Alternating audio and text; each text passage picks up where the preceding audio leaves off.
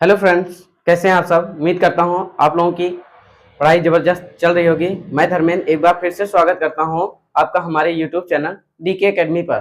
Friends, आज हम इसमें मनोविज्ञान जो आपका टॉपिक चल रहा था, जिसमें मनोविज्ञान है ना, यह आपका टॉपिक चल रहा था, जिसमें हमने आपको बताया था कि ये टारगेट बैट यूपीटीटी और ये स्टेट और सीटेट के लिए चल रहा है, जिसमें आपको 25 प्लस मार्क्स गेन करने हैं ना। तो यहाँ पे हमने बताया था आपको कि इसमें अगले टॉपिक में हम इसमें बात करने वाले हैं, जिसमें आपको बताया गया था कि अधिगम स्थानांतरण के बारे में हम चर्चा करेंगे, है ना।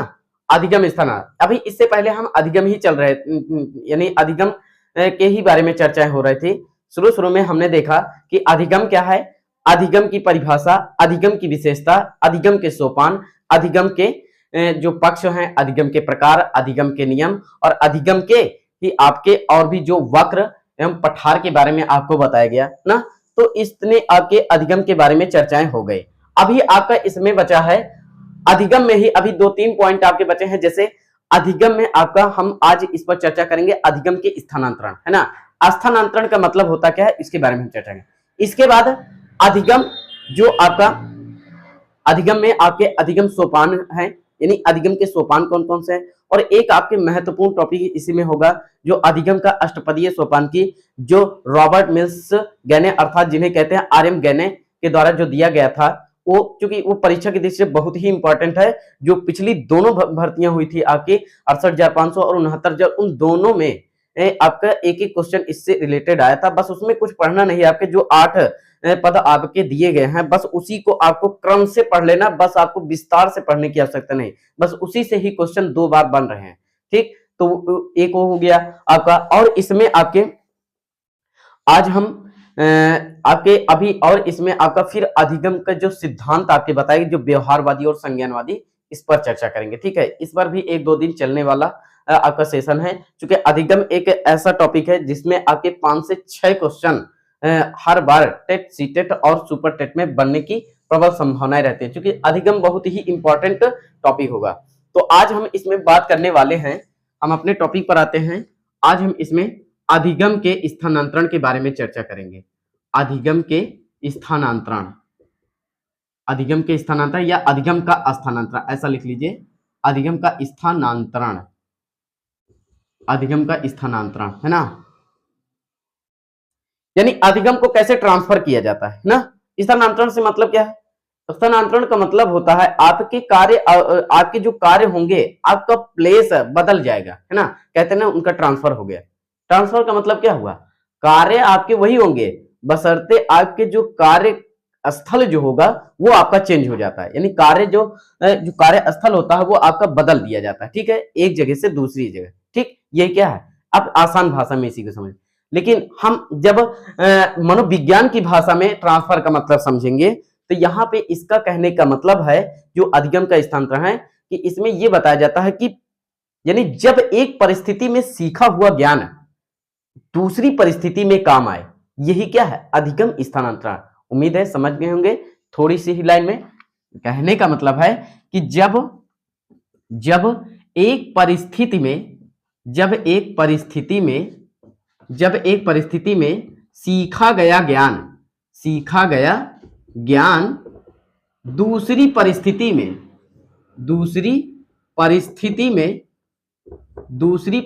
में काम आए, है ना, काम आए या फिर कह सकते हैं सहायता करे, वही क्या है, यही क्या है, अधिगम स्थानांतरण। अधिगम स्थानांतरण। तो उम्मीद है ये एक ही लाइन में आप समझ गए होंगे कि अधिगम स्थानांतरण, यानी स्थानांतरण का मनोविज्ञान में इसका मतलब क्या है। हमने बताया कि जब एक परिस्थिति में सीखा हुआ ज्ञान या सीखा गया ज्ञान किसी दूसरी परिस्थिति में काम आए, तो वही क्या है आपका, अधिगम स्थानांतरण। ठीक, तो अधिगम स्थानांतरण बहुत जरूरी है। तो अध्यापक के लिए एक आपका शब्द आता है, ये सभी अध्यापकों को चाहिए, मेरे हिसाब से अधिकतर यूज भी करते होंगे, एक शब्द होता है आपका सह संबंध है।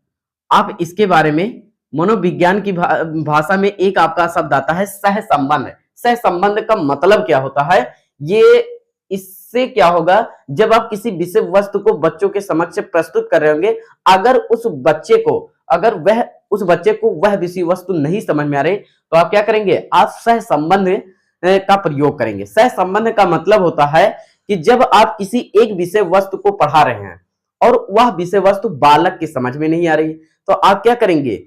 उस विषय वस्तु से जोड़ते हुए अन्य विषय वस्तु को भी आप उसके समक्ष रखिए ना। उससे क्या होगा, आप बच्चे के जो मानसिक विकास होगा वह तीव्र गति से बढ़ेगा। ठीक, सह संबंध का मतलब यही हुआ कि एक विषय वस्तु के साथ साथ अन्य विषय वस्तु को जोड़कर, है ना, जोड़कर सिखाना, यही क्या होगा? सह संबंध। उम्मीद है ये समझ गए होंगे, लिख लीजिए चाहे तो। यहां पे जब एक विषय वस्तु को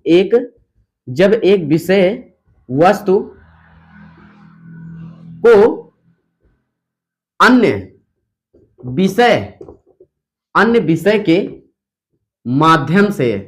माध्यम से सिखाया जाए, है ना, तो उसे सह संबंध कहते हैं। उसे सह संबंध कहते हैं। ठीक, सह संबंध कहते हैं। जैसे आप कोई कहानी सुना रहे हैं ना, तो उसमें आपका क्या होगा, आपके कुछ अन्य टॉपिक पर भी चर्चाएं हो जाती हैं, है ना, उससे बाहर भी हो जाता है, उसके अंदर में भी रहता है। तो ये क्या है आपका? ये आपका सह संबंध होता है। ठीक, तो सह संबंध का मतलब आप समझ गए होंगे। अब हम इसमें देखेंगे अधिगम स्थानांतरण के बारे में आपने जान लिया। अब अधिगम के स्थानांतरण के जो प्रकार होते हैं ना, तो उसके बारे में हम देखेंगे। तो इसको हम इरेज कर दे रहे हैं। अब इसको इरेज करके अब हम इसमें अधिगम के स्थानांतरण के टाइप्स पढ़ेंगे।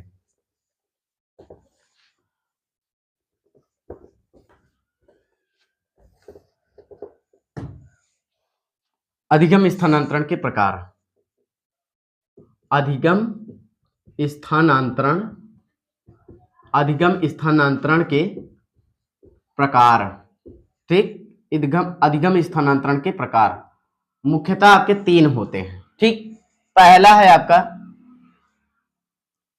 आपका है सकारात्मक या इसी को कहते हैं धनात्मक अधिगम स्थानांतरण। धनात्मक अधिगम स्थानांतरण।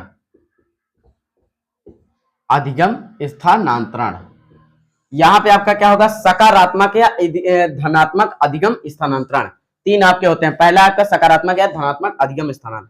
सकारात्मक, इसमें क्या होगा, यानी जब पूर्व ज्ञान का प्रयोग नवीन ज्ञान अर्जित करने में क्या हो, सहायता मिले। अर्थात कह सकते हैं जब पूर्व ज्ञान से नवीन ज्ञान अर्जित करने में सहायता मिले। ठीक है, या फिर कह सकते हैं, अथवा कह सकते हैं जब एक परिस्थिति में सीखा हुआ ज्ञान दूसरी परिस्थिति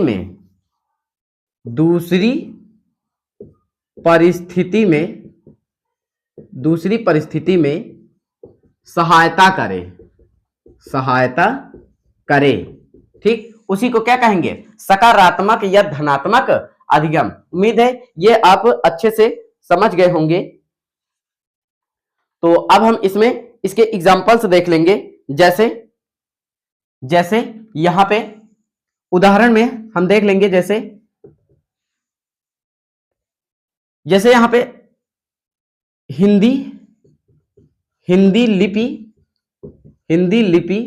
को सीखते हुए संस्कृत की लिपि को सीखना, की लिपि को सीखना, है ना। उम्मीद है ये समझ गए होंगे। यानी हिंदी लिपि को सीखते हुए संस्कृत लिपि को सीखना। और जैसे जैसे आप मान लीजिए साइकिल चला रहे हैं ना, साइकिल चलाते हुए, साइकिल चलाते हुए या फिर कह सकते हैं साइकिल चलाना सीखते हुए, है ना। मोटरसाइकिल चलाना सीखना, यही आपका क्या है, यही आपका सकारात्मक या धनात्मक अधिगम है ना। क्योंकि जो हिंदी के कुछ वचन, कुछ लिंग, है ना, वो आपके संस्कृत के भी कुछ लिंग वचन के साथ मैच करते हैं। तो यही इसका कहने का मतलब है, उसमें सहायता करें आपके, है ना। तो कुछ हिंदी की जो भाषाएं होंगी और कुछ संस्कृत की जो भाषाएं होंगी, उसमें कुछ यानी आपका मेल होता है ना, तो इसीलिए उसमें वो सहायता करेंगे। ठीक, तो यहां पे ये हो गया। अगला हमारा है नकारात्मक या फिर इसे ही ऋणात्मक या फिर इसे ही निषेधात्मक अधिगम स्थानांतरण।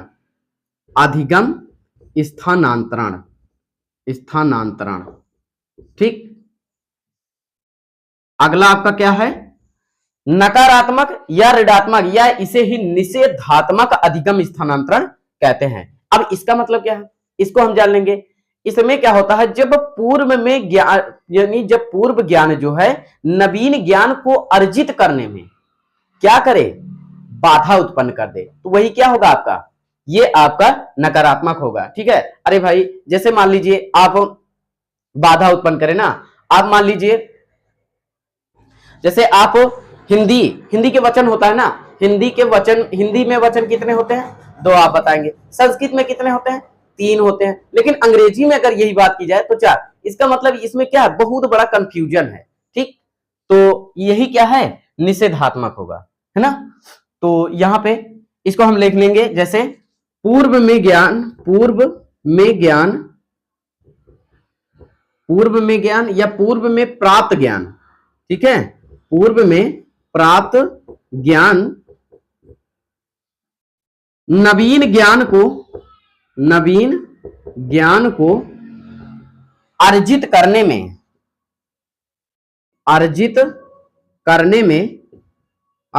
में बाधा उत्पन्न करे।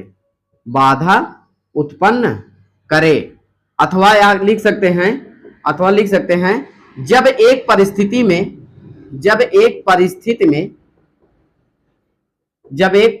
में सीखा हुआ ज्ञान दूसरी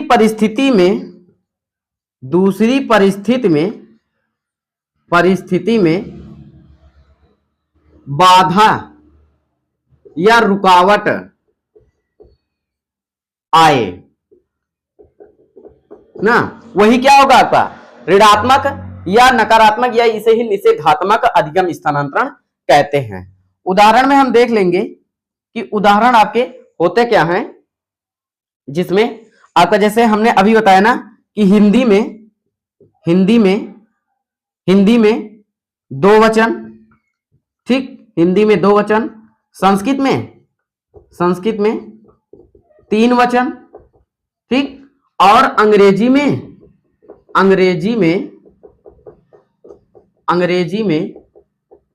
4 वचन होते हैं। ठीक, तो देखिए हिंदी में 2 वचन होते हैं, संस्कृत में 3 वचन होते हैं और अंग्रेजी में 4। तो ये क्या, ये कंफ्यूजन ही तो है। आप क्या करेंगे, आप से पूछा जाए कि वचन कितने होते हैं तो आप क्या बताएंगे, किसमें का बताएंगे, 2 भी होता है, 3 भी होता है, 4 होता है। तो ये क्या है, ये एक बाधा ही है, समझ लीजिए एक हिसाब से।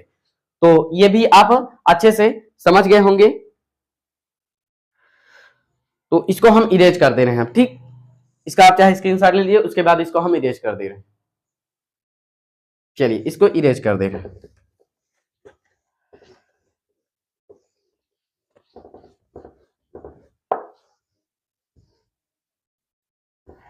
एक लास्ट है आपका इसी में अधिगम स्थानांतरण के प्रकार में, एक आपका है लास्ट में शून्य अधिगम। तीसरा है आपका क्या, एक शून्य अधिगम होता है। शून्य अधिगम स्थानांतरण का मतलब है,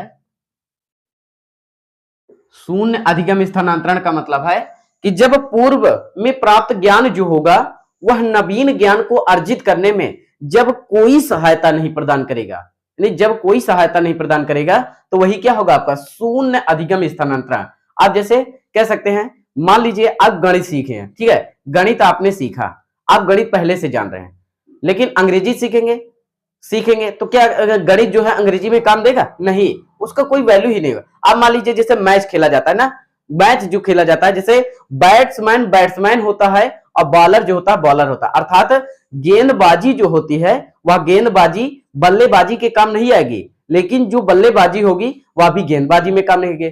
लेकिन और भी प्लेयर की बात हम नहीं कर रहे हैं, जिसमें ऑलराउंडर भी होते हैं ना, जो बैट्समैन भी होते हैं और बॉलर्स भी होते हैं, तो उनकी बात नहीं कर रहे हैं, ठीक है। लेकिन जो बैट्समैन केवल है और जो केवल बॉलर है, तो उसमें क्या होगा, उसमें कोई सहायता प्रदान करेगा? नहीं करेगा, ठीक। तो इस तरह से अब हम यहां पे देखेंगे शून्य अधिगम ना, अर्थात इसमें लिख लेंगे कि पूर्व में प्राप्त ज्ञान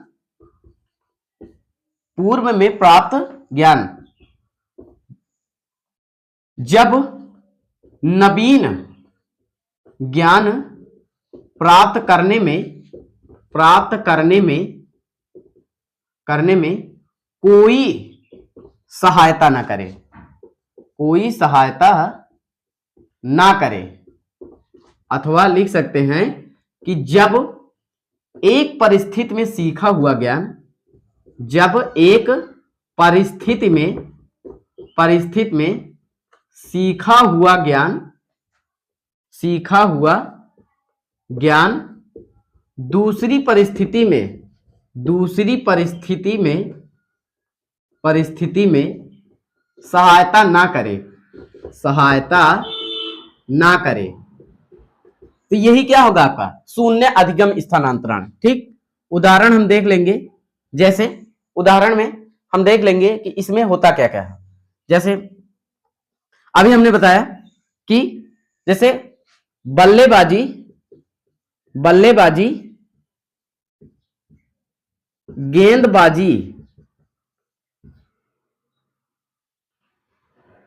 गेंदबाजी के काम नहीं आती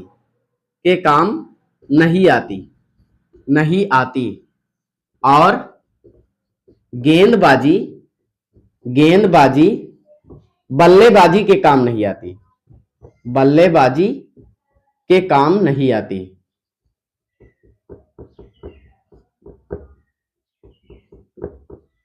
ठीक। तो उम्मीद है ये आप समझ गए होंगे अच्छे से उदाहरण के अनुसार। अब हम इसको देख लेंगे, ये आप चाहे इसका स्क्रीनशॉट ले लीजिए, और इसके बाद अभी भी इसमें कुछ चीजें हैं आपकी जो अधिगम, जो जिसमें सकारात्मक अधिगम स्थानांतरण, तो उसके भी कुछ टाइप्स है 2-3, तो उसको हम देख लेते हैं, ठीक है। तो इसको हम इरेज कर दे रहे हैं।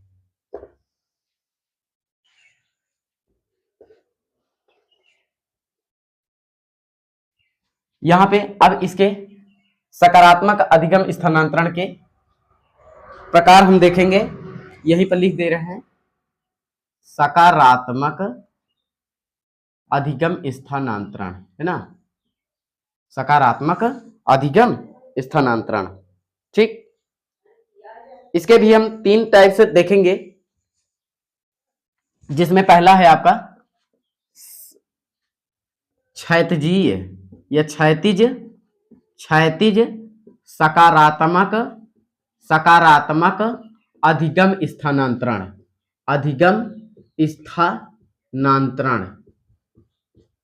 ठीक। ये होता क्या है इसको आप जान लेंगे।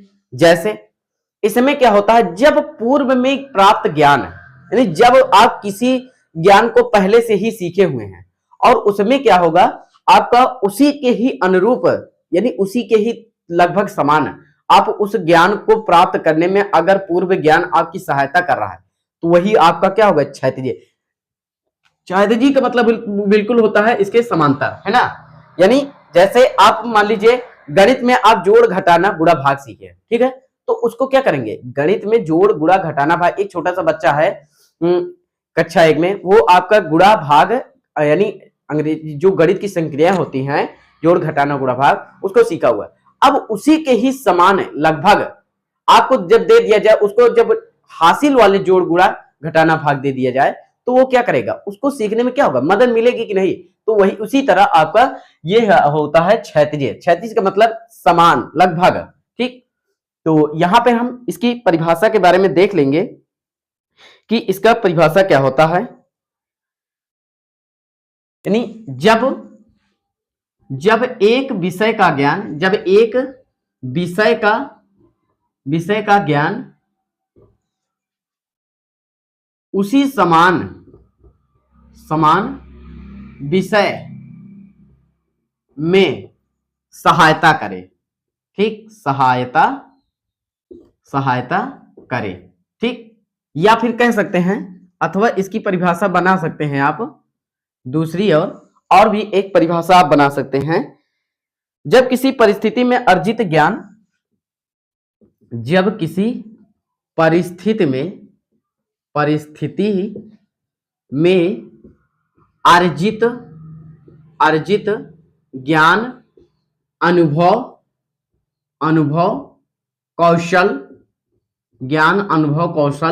एवं प्रशिक्षण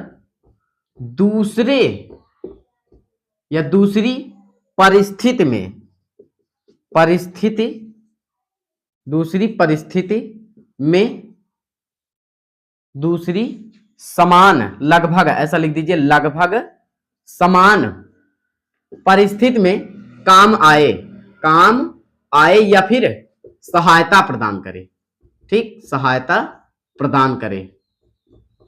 तो यही आपका क्या होगा, यही आपका क्षैतिज सकारात्मक अधिगम स्थानांतरण। एक उदाहरण हम देख लेंगे, क्लियर हो जाएगा। जैसे आपका यहां पे, जैसे मान लीजिए एक राजनीति विज्ञान होता है ना, राजनीति विज्ञान पॉलिटिकल साइंस है।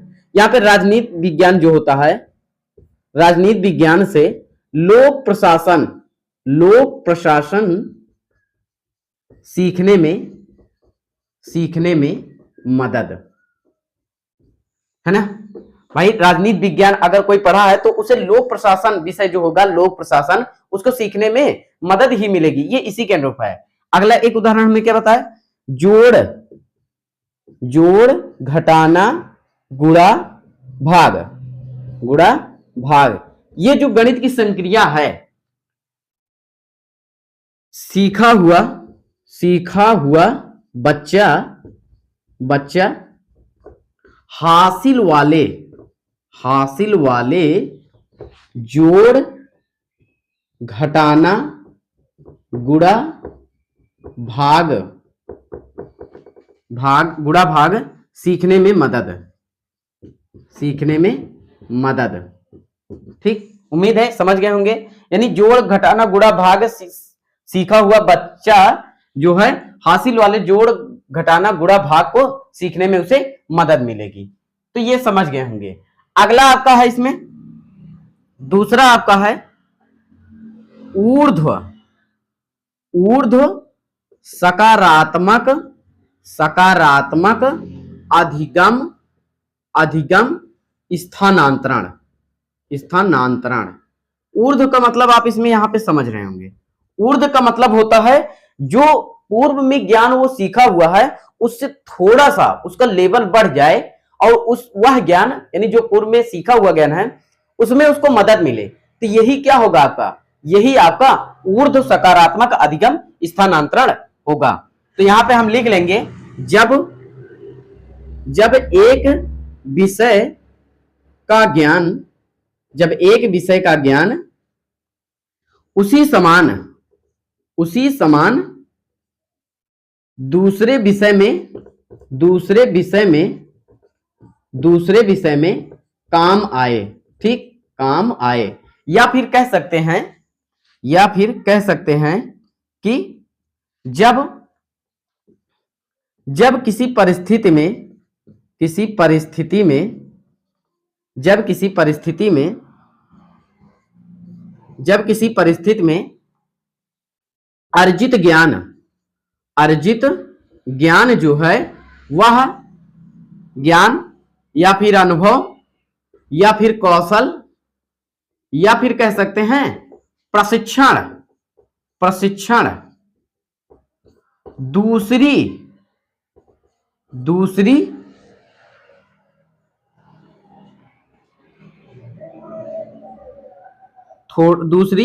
थोड़ा उच्च परिस्थिति में सहायता करे। ठीक, सहायता करे। तो उम्मीद है ये भी समझ गए होंगे।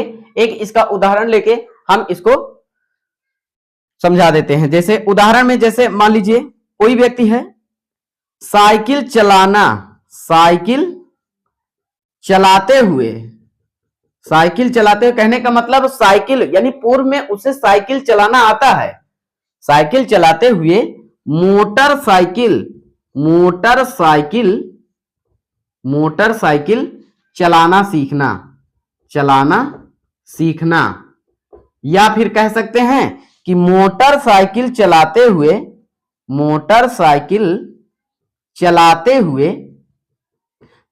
हुए क्या करेगा? मोटरसाइकिल चलाते हुए कार चलाना सीखना। यही क्या है? यही आपका ऊर्ध्व सकारात्मक अधिगम हिसाब। भाई देखिए, अगर साइकिल बच्चा चला रहा है तो उसके कुछ ना कुछ, जैसे बाइक अगर वो चलाएगा तो साइकिल अगर वो चलाना सीख रहा है तो ब्रेक कैसे मारी जाती है ना, किस तरह से हैंडल पकड़ता, मतलब उसको ज्ञान होगा। और इसी प्रकार जब वो मोटरसाइकिल चलाना जान रहा है कि ब्रेक कैसे, क्लच कैसे दबाया जाएगा ना, ब्रेक कैसे मारेंगे, एक्सीलरेटर कैसे दिया जाएगा, तो उस तरह अगर उसको वो ज्ञान है, ज्ञान, अनुभव, प्रशिक्षण और उसको कौशल प्राप्त है, तो वो क्या होगा? वो अगर जब कार चलाएगा तो उन ज्ञान, प्रशिक्षण, कौशल का वो प्रयोग आगे की परिस्थिति में वह उसको प्रयोग करेगा। तो इसको आप उम्मीद है ये भी समझ गए होंगे। अभी एक आपका इसमें और है जिसे द्विपार्श्विक अधिगम स्थानांतरण कहा जाता है। लास्ट है, इसको हम इरेज कर दे रहे हैं। ठीक है, इसको हम इरेज कर दे रहे हैं यहीं पर। चलिए इसको यहीं पर इरेज कर दे रहे हैं। इसको यहां पे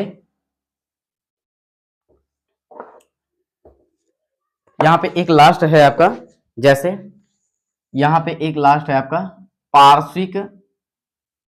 पार्श्विक या इसी को द्विपार्श्विक कहते हैं। द्विपार्श्विक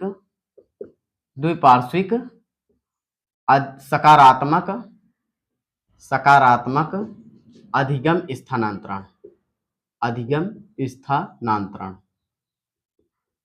ये देखिए, ये तो बिल्कुल ही एकदम आसान भाषा में। अब देखिए, जब कोई मनुष्य है, मान लीजिए हम आप हैं, हम आप का जो शरीर होगा वह दो भागों में बटा होगा ना, एक दायां पक्ष, एक बायां पक्ष। अब यहां से देखिए, जब एक दायां पक्ष बायां पक्ष है, कुछ व्यक्ति ऐसे होते हैं, आपको रेयर केस में मिलेंगे, कुछ व्यक्ति ऐसे होंगे जो उनके दाएं हाथ की जो कला होगी वह बाएं हाथ में आ गई होती है, और बाएं हाथ की कला भी दाएं हाथ में। कहने का मतलब वे दोनों क्या होंगे आपके, वे यानी उनके जो गुण होंगे वे एक दूसरे में क्या होते हैं, ट्रांसफर होते रहते हैं, है ना। कोई बाएं हाथ से भी लिख लेता है, दाएं हाथ से, कोई दोनों हाथ से लिख लेता है ना। तो इस तरह से, तो यही क्या होगा, यही आपका क्या कहलाता है, द्विपार्श्विक। हम इसमें परिभाषा में लिखेंगे कि मानव का शरीर, यहां पे लिख लेंगे कि मानव का जो शरीर है, मानव का शरीर दो भागों में बटा है। ठीक, एक आपका क्या होगा दायां, एक आपका क्या होगा दायां और बायां, दायां और बायां। ठीक, जब दाएं हाथ की कला बाएं हाथ में और बाएं हाथ की कला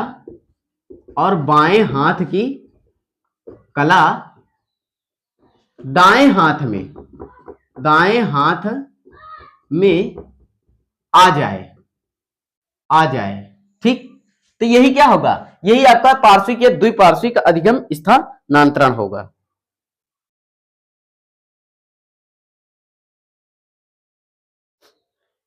यानी कहने का मतलब है कि यहां पे बस सिंपल सी बात है कि आपका जो एक परिस्थिति में सीखा हुआ जो ज्ञान होगा वह उसके उसी समान परिस्थिति में, लेकिन उसके अंगों में क्या होगा, ट्रांसफर, यानी उसके जो अंगों के जो गुण होंगे वह एक दूसरे में ट्रांसफर हो जाएंगे, दाएं का बायां, बाएं का दायां।